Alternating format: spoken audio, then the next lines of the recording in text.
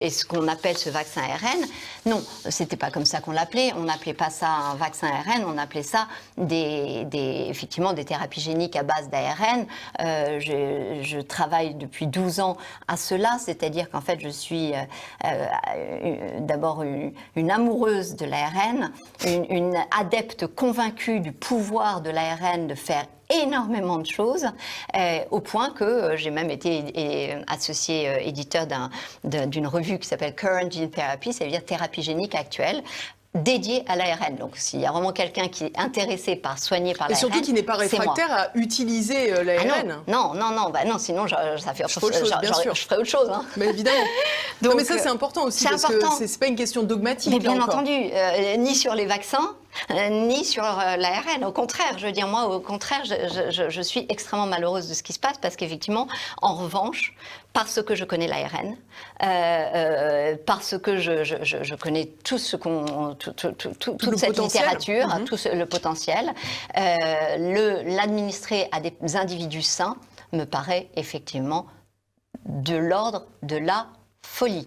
C'est-à-dire, vraiment, je pense que c'est inconcevable, compte tenu de la versatilité de cette molécule d'ARN, d'être capable d'interagir avec une foultitude de molécules, d'être capable d'être coupé en petits bouts qui peuvent vous faire aussi plein de choses, etc.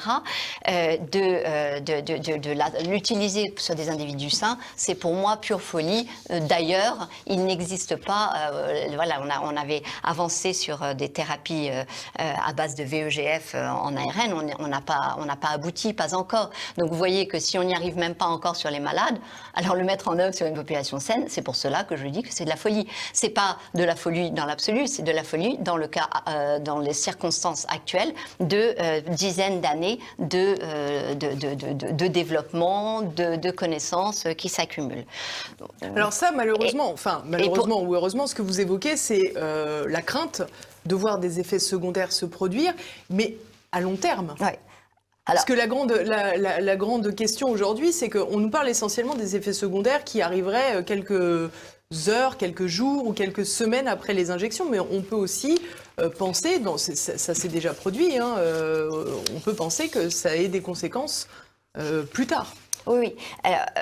En tout cas, pour vous revenir sur le mot thérapie génique, ça ne me semble pas exact. Pourquoi? Enfin, c'est le terme que j'ai effectivement utilisé, parce que je ne trouvais pas d'autres mots. Parce qu'en fait, c'est le mot qu'on utilise chez nous. Mais la thérapie, elle s'adresse à des gens malades. Absolument. C'est ça la nuance. Donc ça n'est pas une thérapie génique. À ce moment-là, ça n'est pas non plus un vaccin, parce qu'il ne répond à aucune des catégories de définition de vaccin qu'on connaît jusqu'à présent.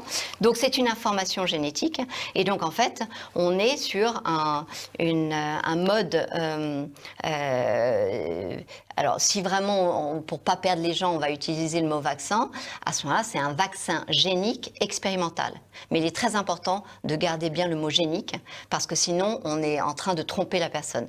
Le but étant de vous injecter une information génétique dans votre corps. Et ça doit être clair pour les gens.